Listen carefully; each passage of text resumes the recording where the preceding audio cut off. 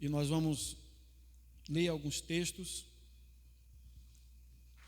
para nos auxiliar no entendimento da mensagem de hoje.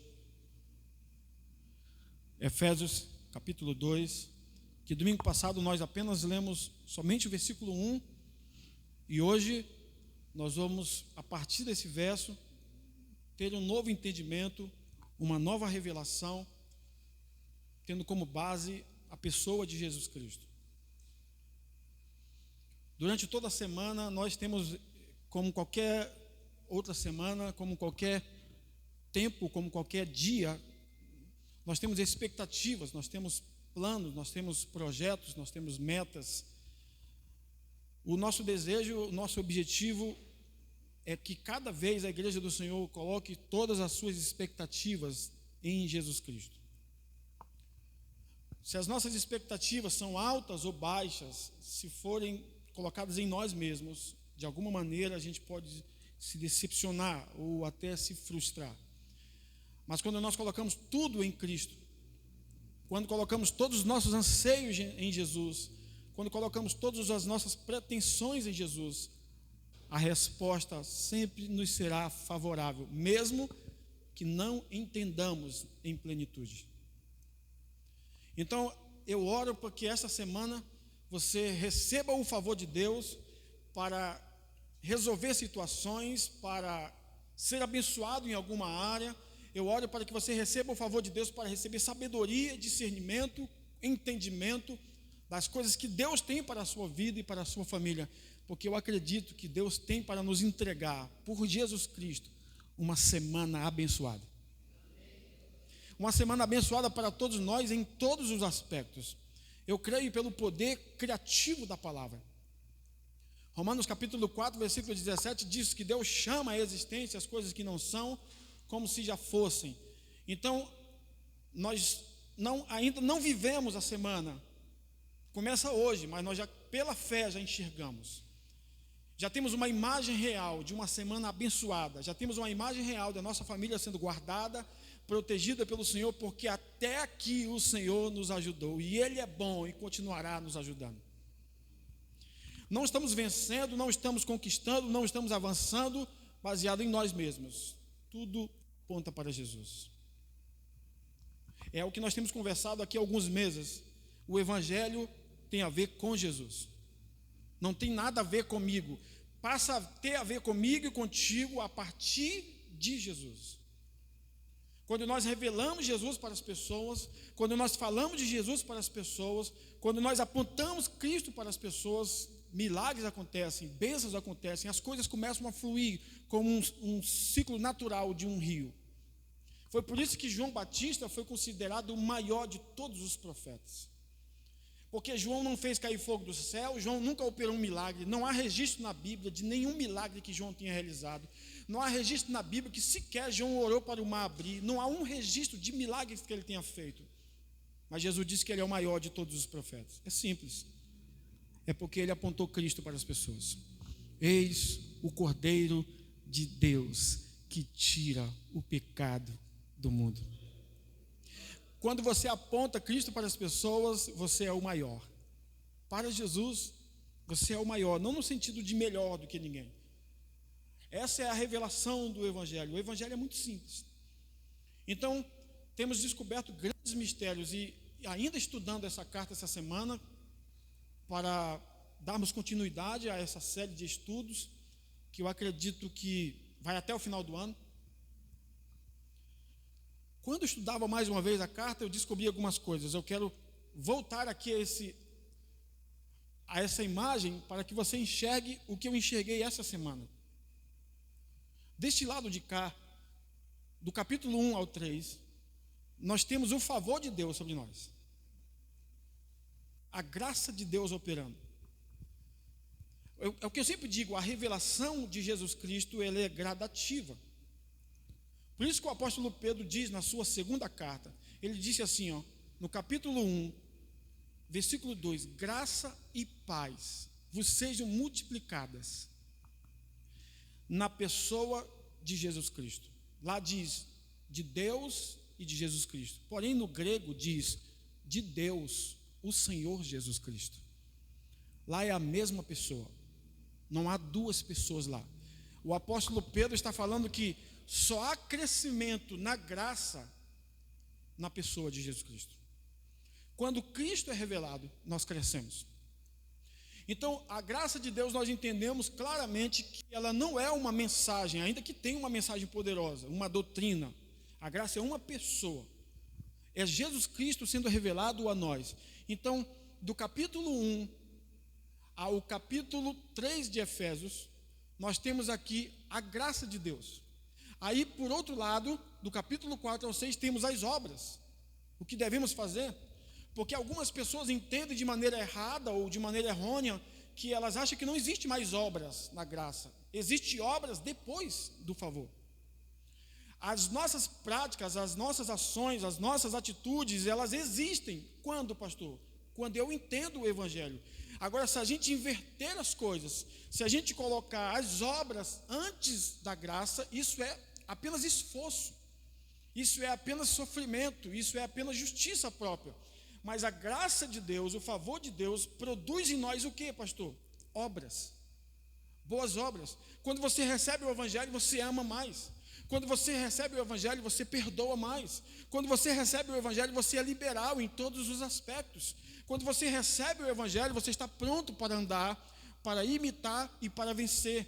Por isso, a carta aos Efésios está dividida em 2 pontos específicos: graça, o que Deus fez por nós; obras, e o que nós fazemos a partir do que Deus fez por nós. Jamais podemos inverter essas coisas.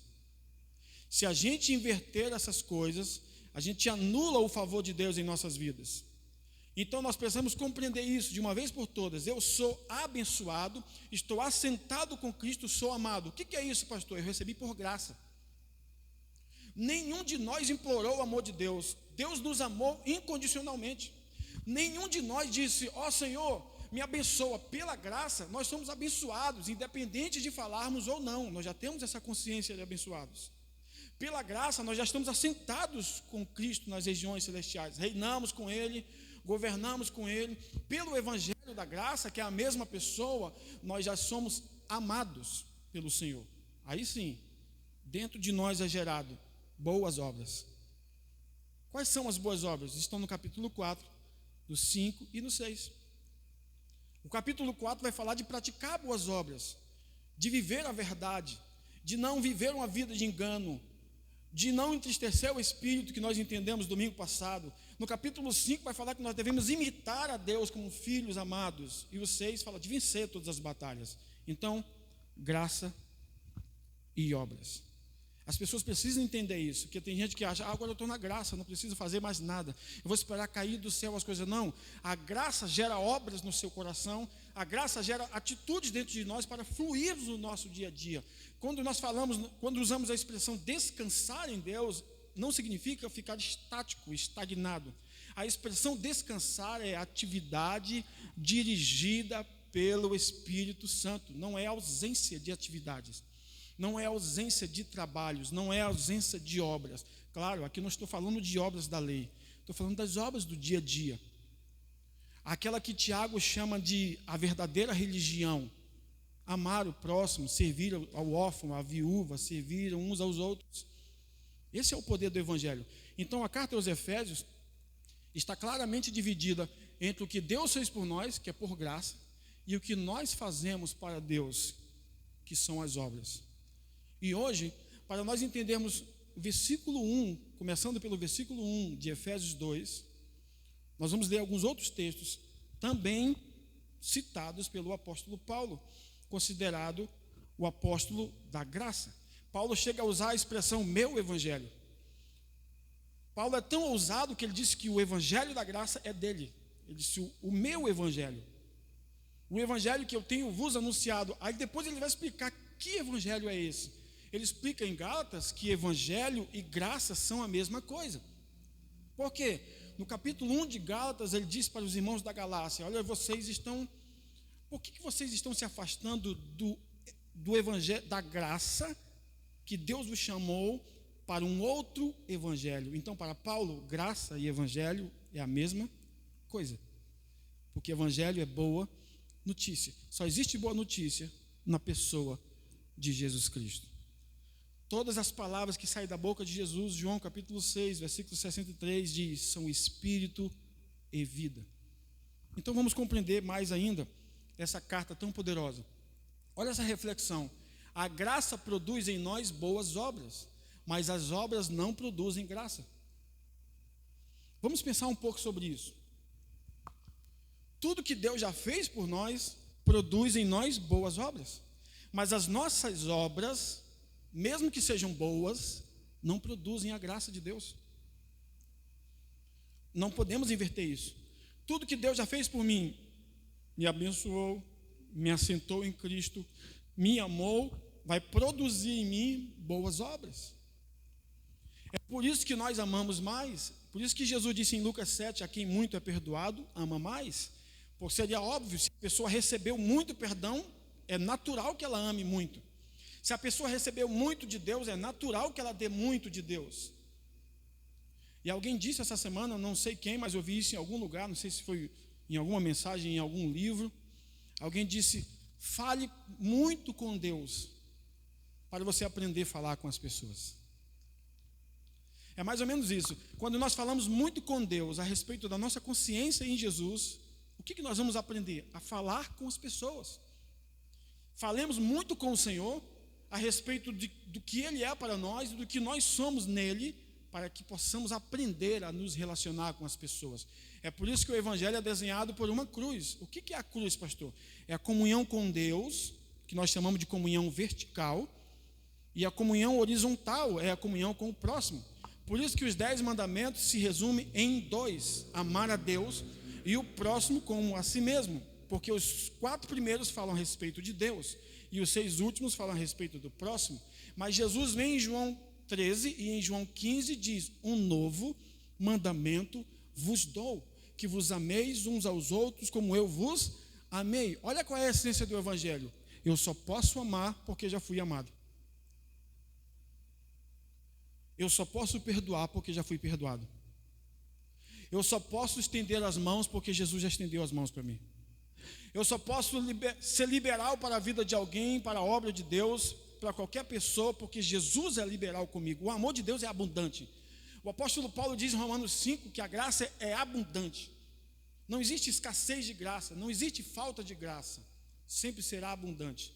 Então nós vamos entender hoje o versículo 1 do capítulo 2, que é muito poderoso. Mas antes, compreendamos essa frase. A graça produz em nós boas obras. Por que é importante esclarecer isso?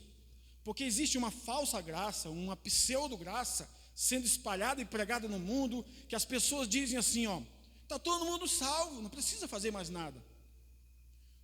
Já está todo mundo abençoado, não precisa fazer mais nada. Há até quem acredite que quando você diz assim para ele, Deus te abençoe, ele diz, já sou abençoado. Claro que nós somos, mas isso não anula a pregação do Evangelho, não anula eu liberar para você uma bênção. Você sabe que você já é abençoado. Não estou falando no contexto de salvação. Salvação não tem obras. A única obra da salvação é a obra da cruz. Nós só precisamos crer. E nós vamos estudar isso hoje, no capítulo 2, se der tempo. Então essa frase é para desmistificar a ideia de que não existe obras na graça. Que fique claro, não estou falando de obras para a salvação. Eu estou falando de obras dos salvos. Veja como muda as coisas. Não existe um degrau, 2, 3, 4, 5 degraus que eu preciso galgar para ser salvo. Não, só existe um. É a graça. Acabou. Não se pode negociar. Não se pode somar, nem multiplicar, nem dividir, nem subtrair. A graça é suficiente. Pronto. Sou salvo pela graça mediante a fé. Acabou. Não tem mais requisito aqui. Só existe um degrau. Eu já estou direto diante de Deus. Sou salvo agora. Nós somos salvos agora, porque entregamos a vida a Cristo. Não precisamos morrer para ser salvos, já somos salvos. Então, pessoas salvas fazem coisas de salvos. Pensam como salvos, agem como salvos, se comportam como salvos. Por isso que a graça produz boas obras. Nos tornamos maridos melhores, irmãos melhores, líderes melhores, servos melhores, filhos melhores. Por quê, pastor? Porque o Evangelho transforma. Leia a história de Jesus, de Mateus a João, que você vai ver quantas pessoas passaram por Jesus, foram tocadas. Irmão, se Jesus chegasse em um velório, ele acabava com o velório, no sentido de, ele transformava aquilo em festa. Vocês entendem o que eu quero dizer? Se Jesus chegasse em um lugar que tivesse uma pessoa morta, acabou o choro, Jesus chegou, meu irmão. Então nós precisamos compreender que o Evangelho nos transforma para sermos pessoas melhores, para evoluirmos, para crescermos. Essa é a máxima do Evangelho. Quando a gente usa a expressão Evangelho, significa que Deus está nos descontaminando de tudo aquilo que tinha de Adão em nós. Acho que é um bom conceito para entendermos o Evangelho hoje. É Deus nos descontaminando da natureza de Adão e Deus nos enchendo da natureza de Cristo. Então a gente começa a andar como Cristo, pensar como Cristo, agir como Cristo, falar como Cristo. Nem sempre agimos assim, é verdade, mas isso não anula o Evangelho da graça em nossas vidas. É por isso que Paulo faz esse paralelo entre receber de Deus e fazer para a glória de Deus. Eu recebi do seu favor, a graça de Deus vai produzir boas obras em mim. A gente cada vez mais evolui. É o rio de Ezequiel, a água vai sempre subindo, nunca descendo. Sempre subindo. Na vida cristã é sempre subir, nunca descer. Não estou falando que não existam erros, que não existem falhas, que não existem desânimos, mas nós passamos por essas coisas, lembrando a fala do início, é porque as nossas expectativas, grandes ou pequenas, estão em nós. Quando as nossas expectativas, grandes ou pequenas, estiverem em nós, em algum momento vai haver frustração. Agora, se a sua expectativa pode ser pequena, média ou grande, em Cristo, pode ter certeza, já deu tudo certo. Não é vai dar tudo certo, não, é já deu tudo certo em Cristo Jesus. Porque em nós existem falhas, em nós existem variações, em nós existem medos, dúvidas, ansiedades, preocupações, porque nós somos seres humanos. Mas quando nós colocamos a nossa expectativa em Cristo, enquanto estamos olhando para Ele, estamos andando sobre as águas. Se tirarmos o olhar de Cristo, naturalmente vamos olhar para as circunstâncias. E quando olhamos para as circunstâncias, olhamos para nós. Porque quando as circunstâncias nos cercam, nós estamos dizendo, eu não posso, eu não consigo, eu não resolvo. Mas quando você olha para Jesus, o Evangelho vem dentro do teu coração e diz, pode deixar que Jesus tem a resposta. E vamos continuar andando sobre as águas. Mas sabe o que é mais importante de andar sobre as águas? O mais importante do que andar sobre as águas. Sobre as águas. É andar sob a palavra. Por cima das águas é menos importante do que andar debaixo da palavra. Pedro só andou sobre as águas porque Jesus disse vem. Se Jesus não dissesse vem, Pedro não teria andado. Então Pedro andou onde, pastor? Debaixo de uma palavra. Lembrando que a história da tempestade diz que antes de eles entrarem no barco, Jesus disse assim, vão para o outro lado. Ora, se ele falou vão para o outro lado, é porque eles iam chegar do outro lado em segurança. Quem deu a palavra de que eles iam chegar? Foi Jesus, mas ele não disse que ia ter tempestade.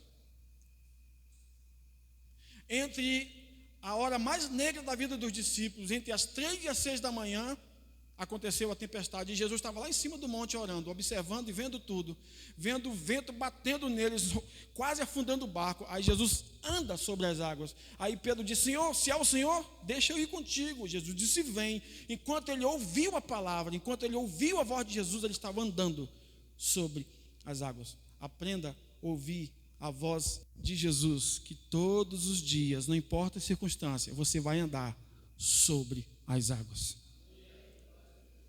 Esse é o poder do Evangelho. Se a gente apontar para Jesus, fica mais fácil. Eu gosto sempre de dizer isso. Quando eu olho para mim, eu sinto medo. Porque eu tenho fragilidades. É por isso que eu gosto da declaração de Jesus ao Paulo orar 3 vezes. Afaste de mim esse sofrimento, esse espinho na carne.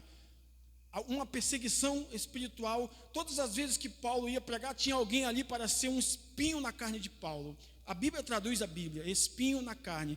são os inimigos, pessoas que se levantavam, pessoas que se opunham a Paulo, porque lá no Velho Testamento Deus disse: eu colocarei inimigos como espinhos em vossas carnes. Pessoas se levantavam para se opor a Paulo. Aí ele disse: Jesus, tira de mim esse negócio, Senhor, eu quero pregar com liberdade. E Jesus disse o que para ele? A minha graça te basta, porque o meu poder, Paulo, dunamis, se aperfeiçoa na tua fraqueza. Olha, Paulo, se você fosse forte para o evangelho, você não estava apto para receber a graça. Só está apto para receber a graça quem é fraco, quem reconhece que precisa de Deus. Davi não venceu Golias porque Davi era grande. Se ele vencesse sendo grande, a história não seria tão bela como é hoje. Ele venceu porque confiou no Senhor. O evangelho é isso, irmãos, é deixarmos de olhar para nós e olharmos para Jesus. É deixarmos de olhar para as circunstâncias e olharmos para Jesus. É por isso que está lá em Hebreus 12, olhando para Jesus, o autor e consumador da nossa fé. Porque em Hebreus 11 está lá homens e mulheres que viveram pela fé. Mas no grego, capítulo 12 diz assim: deixe todos estes para trás, que estão no capítulo 11, e olhem para Jesus. Por quê, pastor? Porque não foi Abraão que morreu por mim, não foi Moisés que morreu por mim, não foi Isaac que morreu por mim, não foi Josué que morreu por mim. Quem morreu por mim? Jesus. Então quem é o autor da nossa fé? Quem é que gera a fé no nosso coração? E quem é que confirma a fé no nosso coração? Jesus. Os nossos olhos têm que estar em quem? Em Cristo. Quando você olha para Cristo, você vence em qualquer circunstância. Se nós colocarmos os nossos olhos no Evangelho, se nós colocarmos os nossos olhos nas palavras de Jesus, irmãos, nós vamos vencer em todas as circunstâncias. Então, após isso, nós precisamos compreender o poder que a graça de Deus gera em nós, para que possamos produzir boas obras. Capítulo 2, vamos ler o versículo 1. Você pode acompanhar aqui ou na sua Bíblia, como você quiser, porque talvez sua Bíblia tenha uma versão diferente, mas isso não faz diferença. Vamos analisar. Efésios 2:1 diz assim: Ele vos deu vida, estando vós mortos nos vossos delitos e pecados. O apóstolo Paulo, após nos ensinar que no capítulo 1 nós somos abençoados, nós já entendemos que o 1 é abençoados.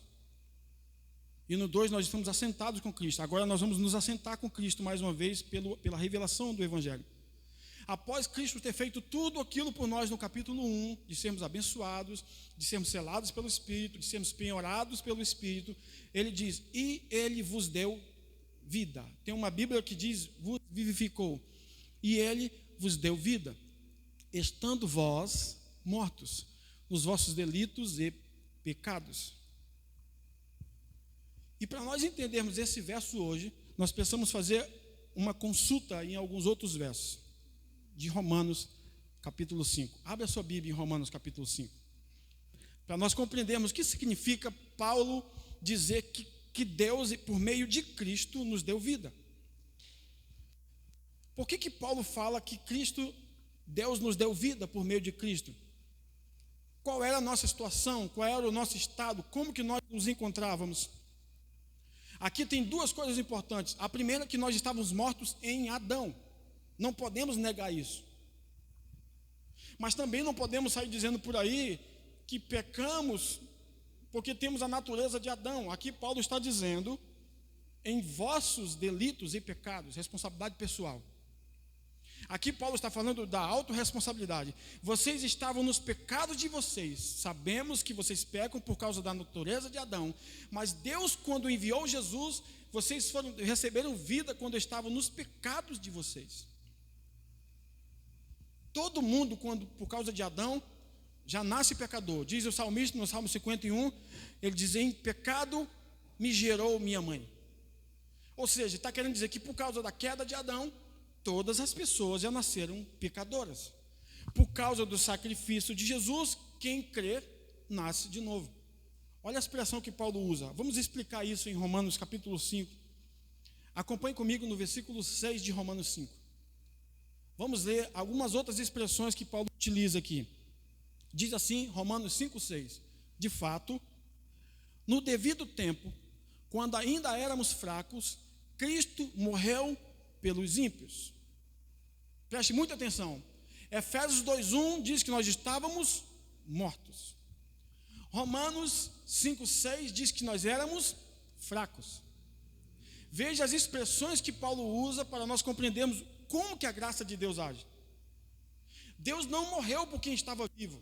Deus não enviou Jesus para morrer por quem estava vivo, no sentido espiritual. Todos estávamos mortos em Adão. Deus não morreu por pessoas fortes. É por isso que eu não acho muito legal os filmes que colocam o Sansão forte, um homem musculoso. Não, ele não venceu pela força dele. Ele venceu pela força do Senhor. Tudo indica que ele era um homem fraco, fisicamente falando. Ele venceu pela força do Senhor. Então Paulo vem e diz que quando Cristo morreu por nós, todos nós éramos fracos. Bom, a palavra fraqueza, Paulo está falando de quê, pastor? Incapacidade de ser, de ter ou de fazer. Nós não tínhamos capacidade de ser fortes, nós não tínhamos capacidade de ter algum tipo de força ou de fazer alguma coisa que agradasse a Deus. Porque quando Cristo morreu por nós, nós éramos fracos. Olha o favor de Deus agindo. Olha a graça de Deus operando, porque nós éramos fracos. Ora, se fôssemos fortes, não tinha favor de Deus. Aí ele continua dizendo, no versículo 8 agora, Romanos 5:8. Mas Deus demonstra seu amor por nós. Cristo, aí ele vai explicar seu amor por nós. Ele vai explicar o que é o amor por nós. Mas Deus demonstra seu amor por nós. Cristo morreu em nosso favor quando ainda éramos pecadores. Bom, então já aprendemos 3 coisas aqui para explicar Efésios 2:1. A primeira é que Deus enviou Jesus para morrer por nós quando nós estávamos mortos. A segunda é que Deus enviou Jesus para morrer por nós quando nós éramos fracos. A terceira é que Jesus foi enviado para morrer por nós quando nós ainda éramos pecadores. Todos nós éramos pecadores por causa de Adão. A palavra pecado no grego é errar o alvo, pecare, errar o alvo. É por isso que lá na Grécia, quando um indivíduo lança um dardo na Olimpíada, aparece uma placa, pecare, errar o alvo. Ele errou o alvo. Todos nós errávamos o alvo, que é Cristo, por causa do pecado de Adão. Todos nós estávamos destinados ao sofrimento por causa do pecado de Adão. Todos nós estávamos fracos, mortos e éramos pecadores por causa do pecado de Adão. Mas graças a Deus que Ele enviou Jesus para morrer por nós, quando nós ainda éramos. Então eu posso dizer que depois que Jesus entrou em minha vida, eu não sou mais pecador. Amém? Paulo está dizendo éramos. O verbo está conjugado no passado, quando ainda éramos pecadores. Então Paulo está querendo dizer que quando Jesus morreu por mim, eu estava nessa condição de pecador. Agora eu não sou mais pecador. Por que eu não sou mais pecador, pastor? Se eu acredito que ainda sou pecador, mesmo depois de ter entregado minha vida a Cristo, eu estou anulando o sacrifício de Jesus. Agora, se eu acredito que sou santo, depois de ter dedicado minha vida a Cristo, eu estou confirmando que Cristo morreu por mim quando eu era pecador. Aí ele continua explicando, ainda em Romanos 5. Se quando éramos inimigos de Deus, fomos reconciliados com Ele mediante a morte do seu Filho, quanto mais agora, tendo sido reconciliados, serão salvos por sua vida. Mais uma coisa para nós lembrarmos. Jesus morreu por nós quando estávamos mortos. Jesus morreu por nós quando éramos fracos. Jesus morreu por nós quando éramos pecadores. E tem uma expressão muito poderosa. Jesus morreu por nós quando éramos inimigos de Deus. Você já pensou? O indivíduo ter um inimigo, o ser humano, ele já se considera muita coisa. Agora imagine ter Deus como inimigo. É como se tivesse entre nós e Deus, por causa do pecado, uma parede que nos separava. Não havia possibilidade de reconciliação entre o homem e Deus, a não ser pelo sangue de Jesus Cristo. O homem tentava se aproximar de Deus baseado no cumprimento dos mandamentos, mas não era possível. O homem tentava se aproximar de Deus cumprindo regras, oferecendo sacrifícios, perdoava os seus pecados diariamente E às vezes, quando estava diante do sumo sacerdote, os pecados eram perdoados o ano inteiro. Mas todo dia ou todo ano eles tinham que estar lá para fazer esses mesmos sacrifícios que diz o escritor aos Hebreus que não perdoavam seus pecados para sempre.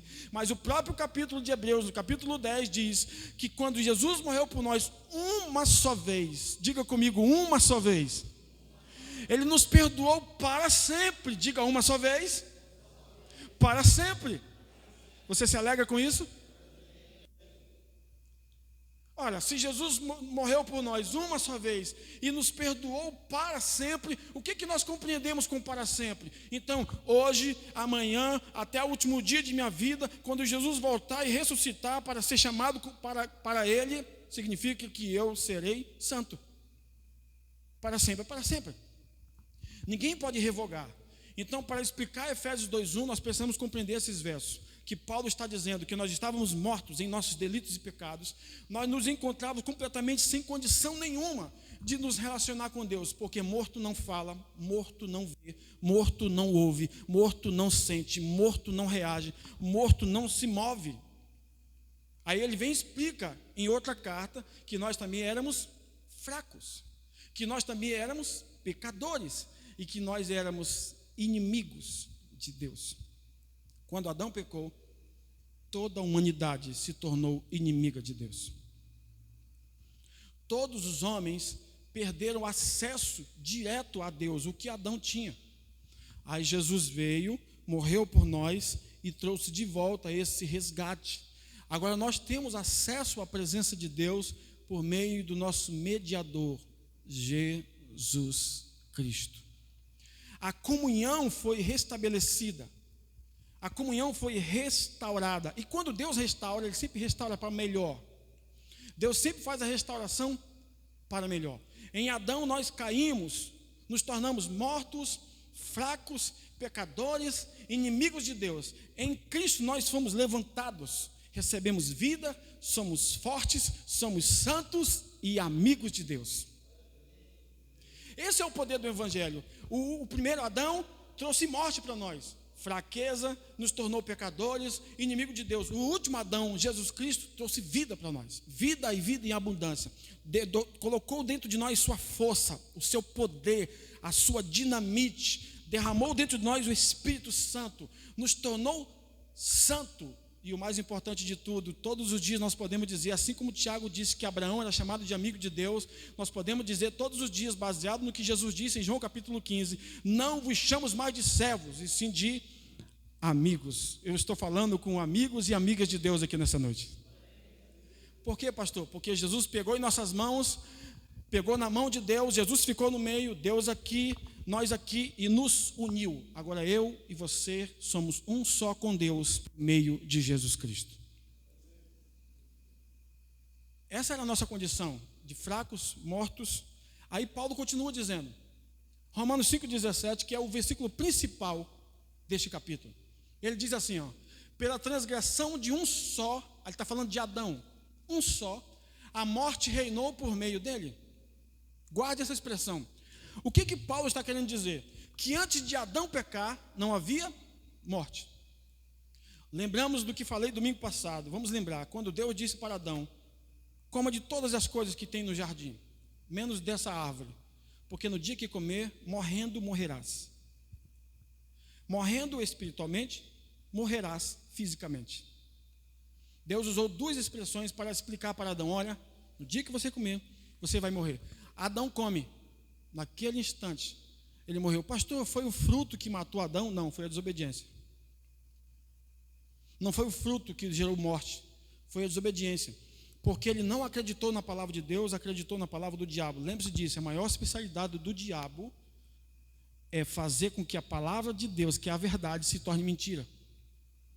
Por que às vezes você prega algo na igreja, por exemplo, nós pregamos o Evangelho da Graça, e o diabo faz as pessoas entenderem que elas têm liberdade para pecar.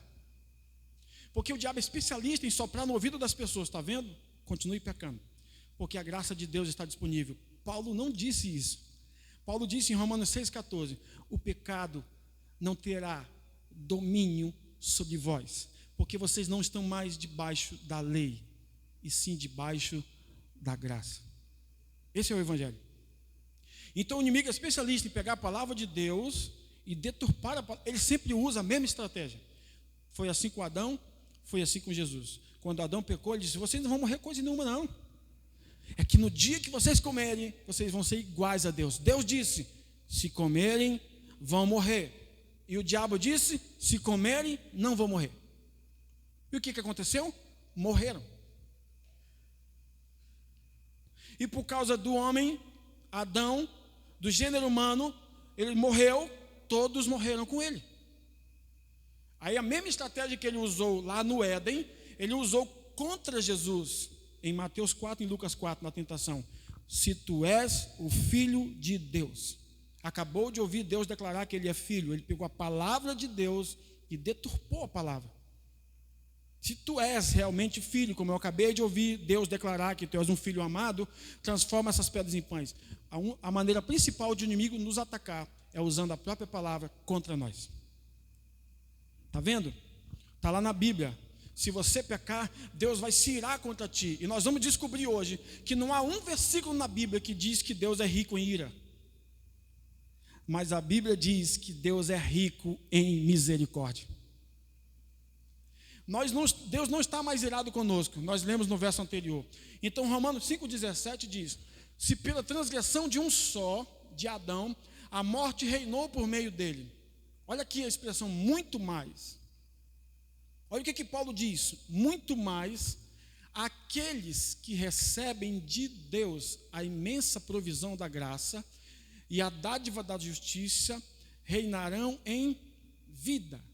Aí ele vai dizer: por meio de quem? Por meio de um único homem. Quem é ele? Jesus Cristo. Percebe o que eu falei domingo passado? Homem, Jesus Cristo. Deus, Cristo Jesus. Quando Paulo quer falar da humanidade de Jesus, ele fala de Jesus Cristo.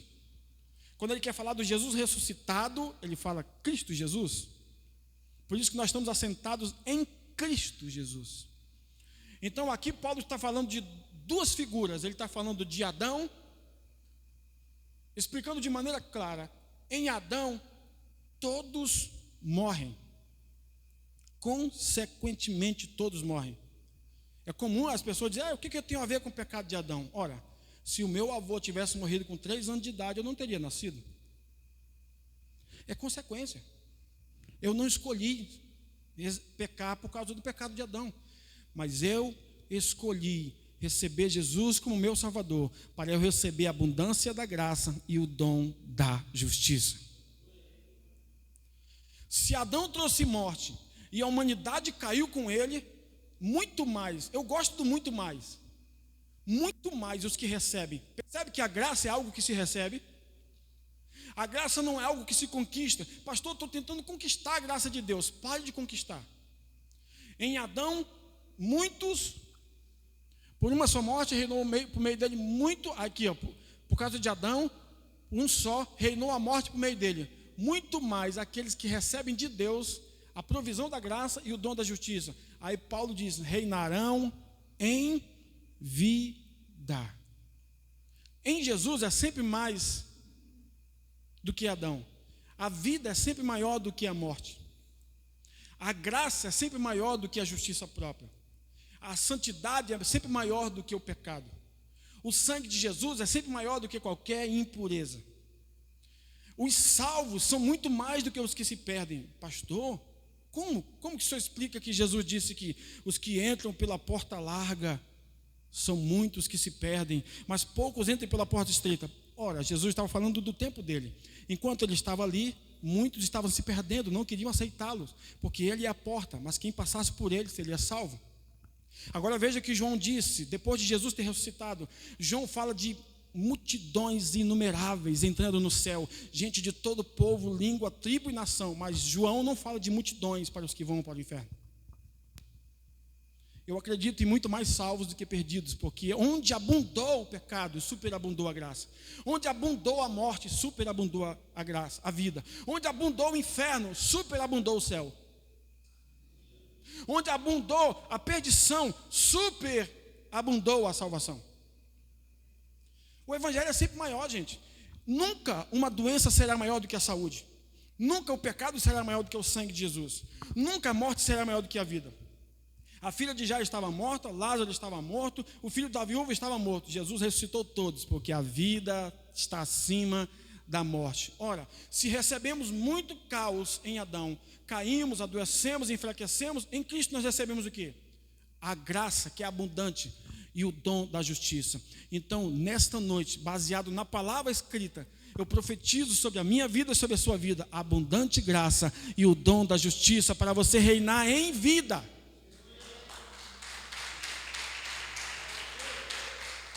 Para reinar agora. Veja que Paulo não diz, quem sabe um dia. Alguns acham que precisam morrer para reinar com Cristo.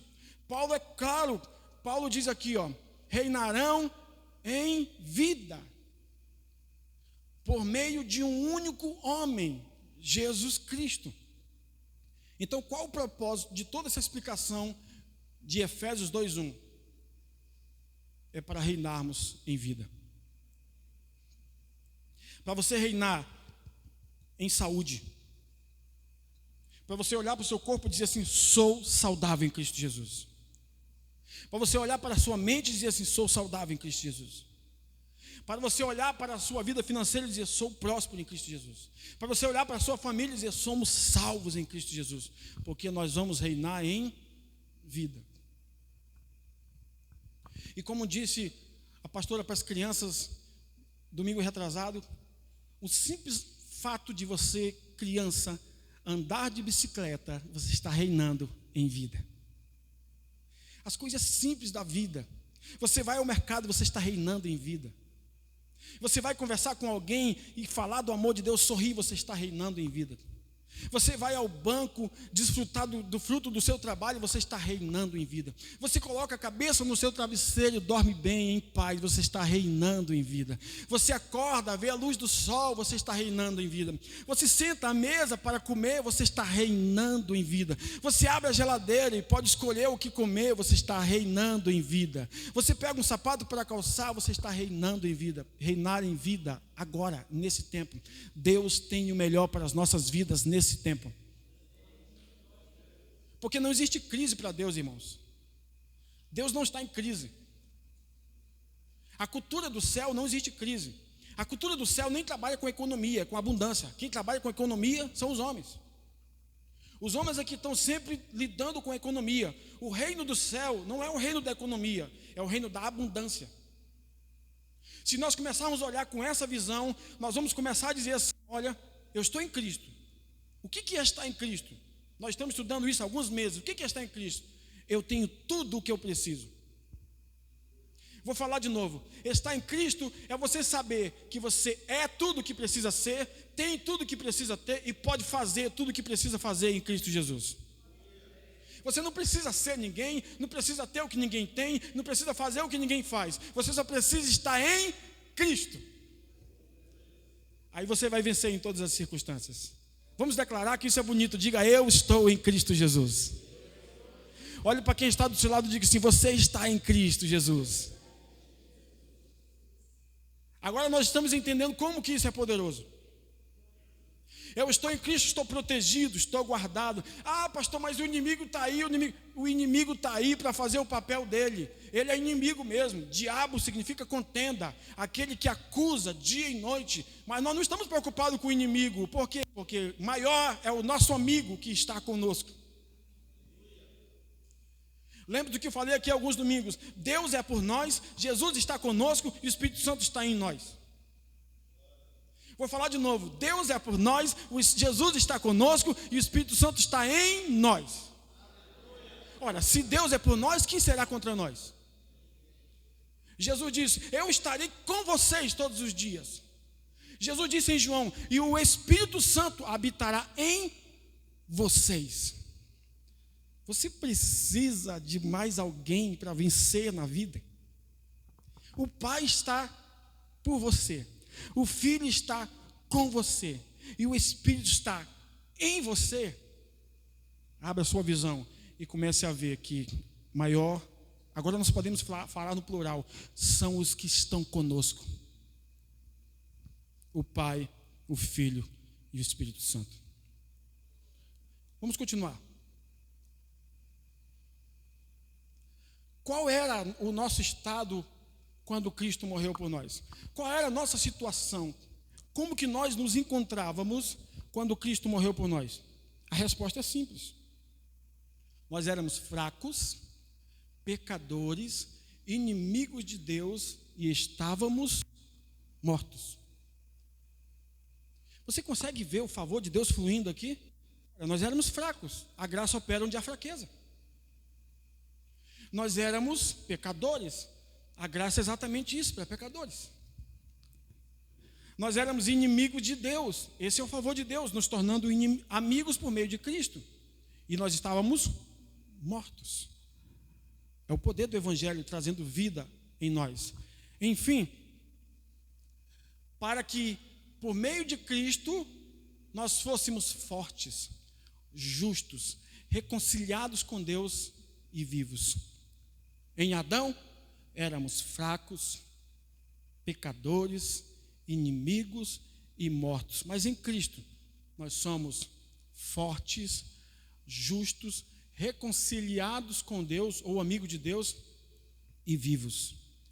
Cada dia que ouvimos o Evangelho, essa consciência precisa crescer dentro de nós. Cada dia em Cristo Jesus eu sou mais forte. Cada dia em Cristo Jesus eu me sinto mais santo, mais justo, no sentido de consciência. Minha consciência de santo cresce, minha consciência de justiça cresce. Cada dia em Cristo eu sou mais vivo. Como diz a Bíblia, quando aumentarem os teus dias, mais aumentarão as tuas forças. Nós confiamos no que diz a palavra de Deus. Enfim, para reinarmos em vida. Tudo isso gira em torno de uma só expressão. Para que Jesus morreu por nós quando éramos fracos, pecadores, inimigos de Deus e quando estávamos mortos? Qual o propósito disso, pastor? Só para a gente ir para o céu? Não, para reinarmos em vida, desfrutarmos agora, no dia que se chama hoje. Como diz o salmista, esse é o dia que o Senhor te fez. Alegre-se nesse dia que o Senhor preparou para você. Viva o hoje em Cristo. Todos os dias, amanhã também será hoje. O ontem foi hoje, amanhã será hoje. Quando acordar, diga: eu sou abençoado em Cristo. Eu sou amado em Cristo. Eu sou favorecido em Cristo. Eu tenho poder em Cristo. Faça o que Tiago disse. As palavras que saem de sua boca, o poder da língua vai comandar todo o seu corpo. O meu corpo está querendo ficar doente, eu digo: sou saudável em Cristo Jesus. Porque a palavra que sai da minha boca vai dar ordem a todos os nervos do meu corpo, e eu vou receber saúde em Cristo Jesus. Diga ao fraco: eu sou forte. Esse é o poder do Evangelho. Não é diga ao forte: eu sou fraco. Versículo 2. Olha aqui, na verdade, esse quadro para a gente compreender. Em Romanos 5:6, fracos, em Cristo fortes. Em Romanos 5:8, Paulo disse que nós somos pecadores, em Cristo justos. Em Romanos 5:10, inimigos de Deus, em Cristo amigos. Em Efésios 2:1, estávamos mortos, em Cristo vivos. A essência de tudo é para que reinemos em vida. Versículo 1 ainda. E vos deu vida, estando vós mortos em vossos delitos e pecados. E ele vai explicar. Nos quais andastes outrora. Olha o que Paulo diz. Lembra da obra que eu falei? Ora, eu não ando mais nos meus delitos e pecados, porque a graça de Deus entrou em minha vida, agora eu tenho boas obras. Eu não vivo mais na prática do pecado. O pecado é um acidente, não mais um estilo de vida. Porque eu não vivo mais nessa prática. Paulo está dizendo que ele nos deu vida, nos quais andastes, ele está falando de que aqui, antes? Delitos e pecados. Nos quais, nos delitos e pecados, andastes outrora, ou antigamente, segundo o curso deste mundo, segundo o príncipe da potestade do ar, do espírito que agora atua nos filhos da desobediência. Graças a Deus que nós não somos filhos da desobediência, nós somos filhos da obediência em Cristo Jesus, amém? Esse é o poder do Evangelho. Então não há desculpa para qualquer indivíduo que diz assim: eu estou ouvindo o Evangelho da graça, agora eu posso fazer o que eu quero. Paulo está dizendo que Cristo morreu por nós quando nós estávamos nos delitos e pecados que antes praticávamos. Agora não praticamos mais. Por quê? Porque agora em nós tem boas obras. Agora nós vivemos uma vida de santidade. Santidade é fruto. Santidade não é obra. Você não ora para se santificar. Você não jejua para se santificar. Você não lê a Bíblia para se santificar. Você é salvo em Cristo, você faz essas coisas porque é santo. E cada vez mais a palavra de Deus traz uma consciência de santidade. Então, santidade, biblicamente falando, alguns interpretam como obra. Tem que se santificar, tem que fazer isso, tem que fazer aquilo. Na visão de Paulo, santidade ou santificação é fruto. Ande com Jesus. Ande com Ele, que você vai dar os mesmos frutos que Ele. Em João capítulo 15, Jesus disse: se vocês estiverem em mim e eu estiver em vocês, vocês darão frutos. Porque sem mim vocês não podem fazer nada. Traduzindo, para dar bons frutos de santidade, de justiça, de fidelidade, que glorifique a Deus, eu só preciso de uma coisa: estar em Cristo. Quando eu estou em Cristo, eu levo uma vida de santidade. É consequência. Faz parte da minha nova natureza agora. Quando eu estava em Adão, pecar era a minha natureza. Eu estou em Cristo agora. Ser santo é a minha natureza. É resultado. Por isso que Paulo deixa bem claro: nos pecados e delitos que vocês andavam antigamente, ou que andastes outrora, agora vocês não andam mais. Essa vida, irmão, como dizia o humorista, não te pertence mais. Agora você pertence a Jesus Cristo, amém? Você leva uma vida santa, segundo o curso deste mundo. A gente vai falar aqui dos principados, da potestade, de todo espírito, e fala dos filhos da desobediência. Eles continuam nessas práticas, nós não. Versículo 3: entre os quais também todos nós andávamos outrora. Ele vai falar de novo. Todos nós um dia andávamos na prática do pecado. Todos nós um dia andávamos fazendo coisas que desagradavam a Deus. Por que nós andávamos, pastor? Porque nós estávamos mortos em nossos delitos e pecados. Mas agora nós estamos vivos em Cristo Jesus. Por isso essas coisas não nos dominam mais. O Evangelho nos dá poder para sermos santos. Não nos dá liberdade para viver uma vida que não agrada a Deus. Pelo contrário, o Evangelho nos dá poder. E continua: entre os quais também todos nós andávamos outrora, segundo as inclinações da nossa carne, fazendo a vontade da carne, dos pensamentos, e éramos por natureza. Marquei essa expressão porque Paulo está querendo nos ensinar algo. Por natureza, ou seja, por sermos descendentes de Adão, por termos herdado a natureza de Adão, qual era o nosso destino? Era sermos filhos da ira de Deus. Agora Deus não está mais irado conosco. Por quê, pastor? É simples. Quando Jesus foi colocado na cruz, toda a ira que Deus tinha contra nós, Ele colocou sobre Jesus. Todo o juízo que havia sobre nós, Ele colocou sobre Jesus. Todo o ódio, toda a raiva que Deus tinha sobre nós, Ele colocou sobre Jesus. E agora nós não somos mais filhos da ira. Agora nós somos filhos do amor de Deus. Acabamos de cantar 1 de João, capítulo 3, versículo 1.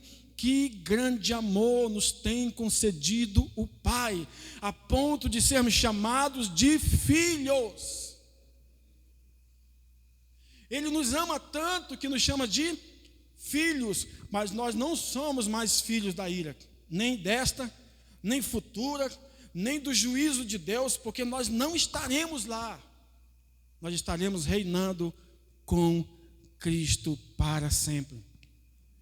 Há um medo sobre a igreja do Senhor. As pessoas estão dentro da igreja achando que qualquer hora vão estar diante do trono de Deus para serem julgados, para serem condenadas. A pergunta é: você é salvo em Cristo? Paulo diz que você vai estar no tribunal de Cristo e não no juízo do trono. A palavra tribunal de Cristo é bema, significa pódio. Ninguém sobe no pódio para ser envergonhado.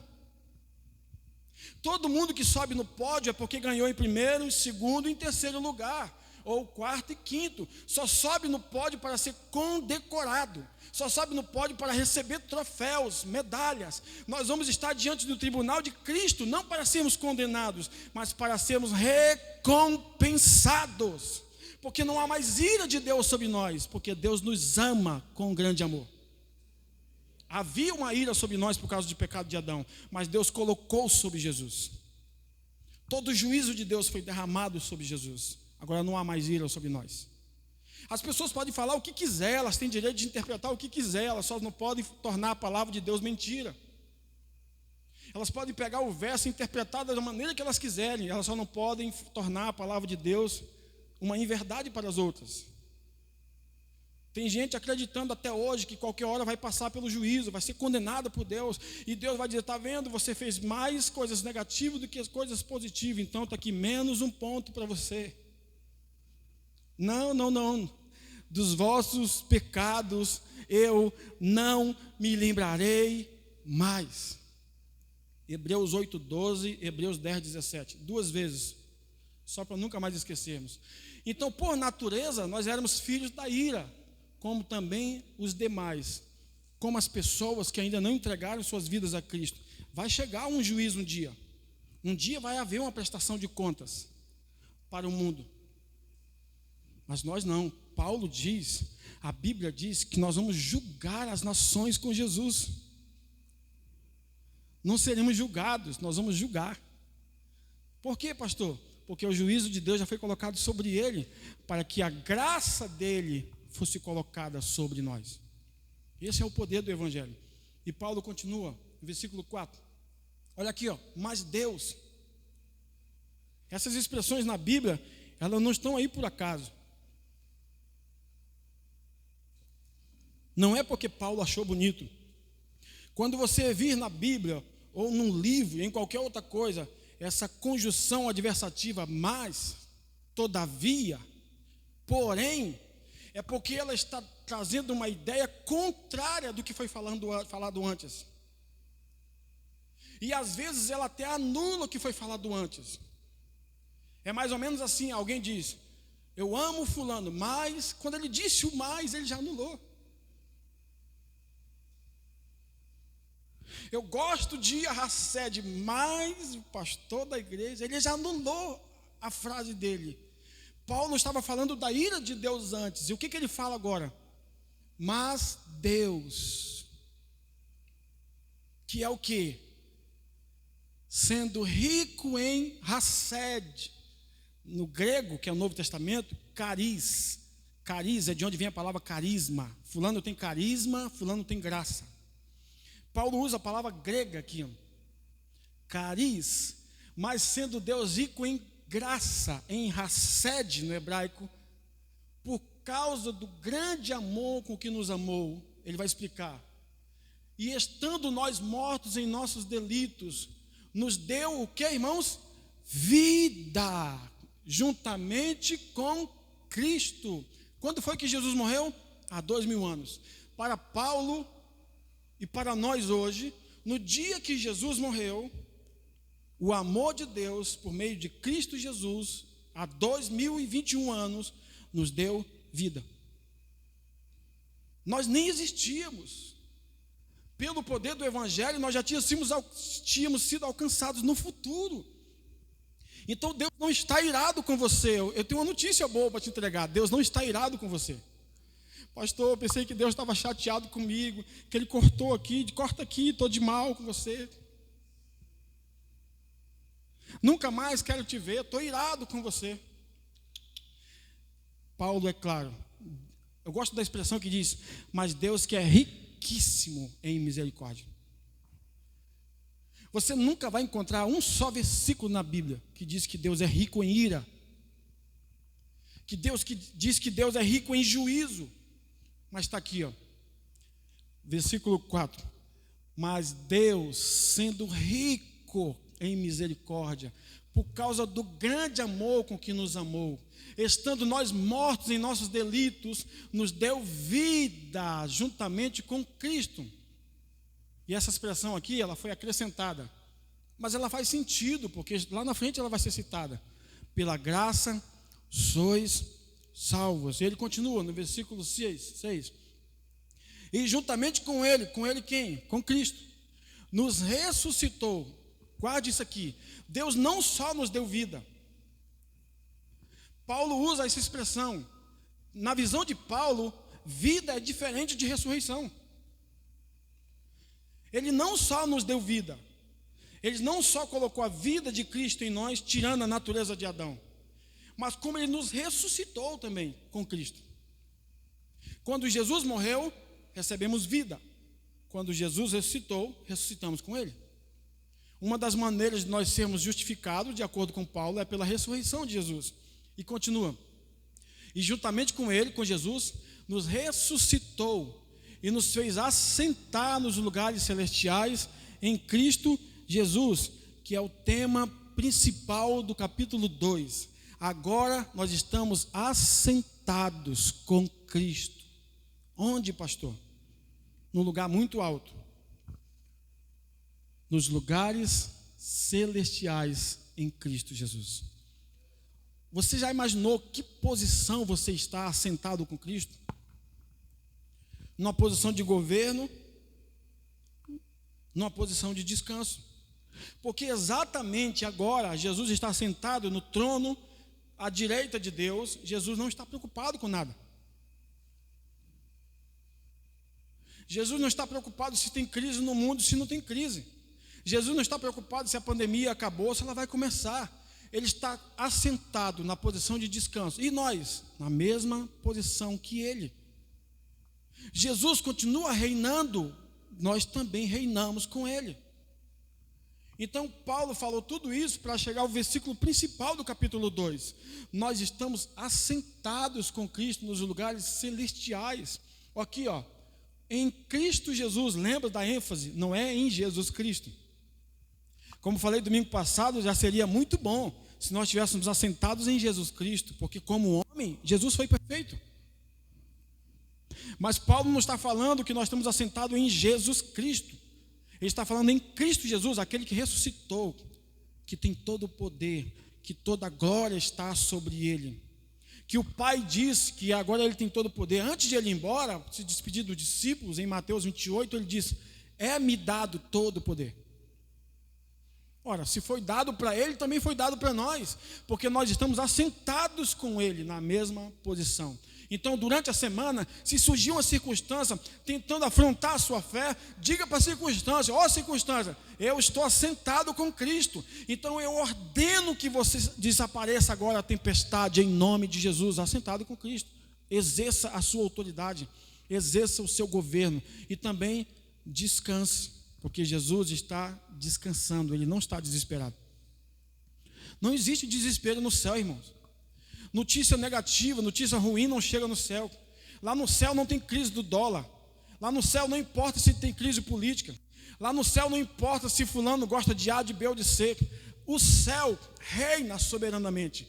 E nós reinamos com a cultura do céu, porque nós estamos assentados com Cristo nas regiões celestiais. E ele continua no versículo 7. Qual o propósito? Agora ele vai explicar qual o propósito. Qual o motivo de nós estarmos assentados com Cristo? Ele explica no versículo 7. Olha aqui. Para mostrar nos séculos vindouros. Lembre-se que quando Paulo falou isso foi há 2000 anos. Então está se cumprindo agora em nossas vidas. Paulo falou de uma visão futura. Paulo disse: olha, nós, falando para a igreja de Éfeso, vocês estão assentados com Cristo, esse princípio se aplica a nós. E Paulo estava olhando lá na frente, ele disse: qual o propósito? Para que vocês estão assentados com Cristo? Ele vai explicar. Para nos mostrar, nos séculos vindouros, já são 21 séculos. Nós estamos no século 21. Aí Paulo vem e diz: no século vindouro, no século 2, no século 3, no século 10, no século 20, 21, todos que virem, Paulo está dizendo, para mostrar o que no século vindouro? A suprema riqueza da sua graça, em bondade para conosco em Cristo Jesus. É por isso que hoje nós podemos dizer que estamos debaixo de uma suprema graça. A graça de Deus está se manifestando. há uma revolução da graça de Deus se espalhando pelo mundo. Paulo profetizou que no futuro, quando nós entendêssemos que estamos assentados com Cristo, Deus iria revelar a suprema grandeza de sua graça. Você se alegra porque a suprema grandeza da graça de Deus está sobre sua vida e sobre sua família, amém? Aí ele continua dizendo, olha aqui, ó, em bondade para conosco em Cristo Jesus. Não é em maldade, não é em juízo, não é em condenação, não é em acusação, é em bondade para conosco. Aí a parte mais importante de tudo, em Cristo Jesus, que é o tema da nossa série, em Cristo. E o versículo 8, porque pela graça sois salvos, mediante a fé, e isto não vem de vós, é dom de Deus. Aqui, irmãos, eu preciso explicar isso. Existe uma discussão entre os teólogos que Paulo aqui está usando essa expressão, isto, Paulo está falando da fé e não da graça. Outros concordam que Paulo está falando da graça. O fato é que tanto uma coisa como a outra, sendo pela concordância ou não, tanto a graça como a fé é dom de Deus. Todos esses bons presentes, graça e fé, vêm de Deus. Então ele diz, porque pela graça sois salvos mediante a fé. Alguns interpretam, e isto, a fé, não vem de vós, é dom de Deus. Mas outros interpretam, e isto, a graça, não vem de vós, é dom de Deus. Para mim pouco importa. Eu sei que tanto a graça como a fé vem de Deus. A fé vem pelo ouvir a pregação da palavra. Ninguém nasce com fé. A fé vem pelo ouvir. Paulo também fala da fé como dom, em 1 carta aos Coríntios, capítulo 12. O Espírito Santo distribui a cada um como quer. Mas também Paulo fala da fé como fruto do Espírito. É o único dom de 1 Coríntios que se repete no fruto de Gálatas. Porque Paulo está falando de uma fé como justiça. É uma fé como fruto que vai nascendo, que vai crescendo dentro de nós. Não temos que separar se é fé como dom, se é fé como fruto, se é fé para salvação. Paulo está falando de uma fé apenas, a fé como justiça. A fé que nos salva, que nos cura, que nos liberta. Não existe uma fé para curar, não existe uma fé para ser salvo, não existe uma fé para prosperar. Existe uma fé em Cristo. Quando você olha para Cristo, você é salvo, você é curado, você prospera, você é abençoado, você é redimido, você é perdoado em todos os aspectos. Fé como justiça. Era essa fé que Paulo defendia. Então, aí ele continua no versículo 9, que vai fechar o raciocínio. Não de obras, para que ninguém se glorie. O que Paulo está explicando? Que ninguém vai ser salvo pelas obras da lei. Ninguém vai ser salvo porque cumpre os 10 mandamentos. Ninguém vai ser salvo porque cumpre os 613 preceitos de Moisés. Ninguém vai ser salvo porque vive debaixo de preceitos que dizem, não faça isso ou faça aquilo. Paulo está dizendo, ninguém será salvo pelas obras. Então Paulo está dizendo o quê? Que nós só seremos salvos pela graça, mediante a fé. Aí Tiago explica lá na frente, que a fé sem obras é morta. Mas Tiago não está falando de uma fé baseada na obra da lei. Tiago está falando de uma fé baseada na obra dos salvos. Salvos amam, salvos perdoam, salvos estendem as mãos, salvos querem o bem dos outros, salvos servem uns aos outros. Então a Bíblia não se contradiz, a Bíblia se completa. A Bíblia responde à Bíblia. Paulo fala da obra da lei, Tiago fala da obra dos salvos. Por isso que a fé sem obra é morta. Ele não está falando de uma fé de obra para ser salvo. Ele está falando do salvo que deveria ter obras, mas não tem. Mas isso não anula a sua salvação, porque ele é salvo. Então, durante muitos anos, nós caminhamos enquanto igreja do Senhor, achando que seríamos salvos porque fazíamos alguma coisa. A qualquer momento, achando que Jesus podia voltar e íamos ficar, porque perdemos a salvação, porque deixamos de fazer alguma coisa. Não, Paulo é muito claro. Ninguém será salvo pelas obras, porque pela graça sois salvos. Mediante a fé em quem? Em Cristo. E isso não vem de vós, é dom de Deus, não de obras, para que ninguém se glorie. Olha aqui, agora no versículo 10, ele vai falar de uma outra obra. Pois somos feitura dele. criados em Cristo. Sabe, irmãos, essa palavrinha aqui, feitura, no grego, significa poesia. Para Deus, nós somos como poesia. Quando Paulo usa essa palavra aqui, vocês foram feitos, pois somos feitura dele. Paulo está dizendo que em Cristo, para Deus, nós somos como poesias. É essa palavra que ele usa lá no grego. Então nós somos poesias para Deus em Cristo, criados aqui, em Cristo Jesus para as boas obras. Não é obras para salvação, é obra dos salvos. Aí continua, as quais até as obras Deus preparou de antemão para nós, para que andássemos nelas. Até o que nós fazemos de bom, irmãos, já foi Deus que preparou no nosso coração. Pastor, senti desejo de abençoar uma pessoa. Sai de cena, irmão, não tem nada a ver contigo. Foi Deus que colocou esse desejo no teu coração. Às vezes a gente acha que está querendo, vou ajudar o fulano, vou fazer tal coisa. É Ele quem opera em vós, tanto o querer como efetuar. Não existe do nada. Do nada você acha que acordou pensando em fazer alguma coisa de bom para alguém. Foi Deus quem colocou essa boa obra no teu coração. Você não acordou pensando que era coisa da sua cabeça. É coisa da cabeça de Deus. Ele colocou no seu coração para você abençoar o outro. E detalhe, não hesite em fazer, porque Deus coloca boas obras em nosso coração.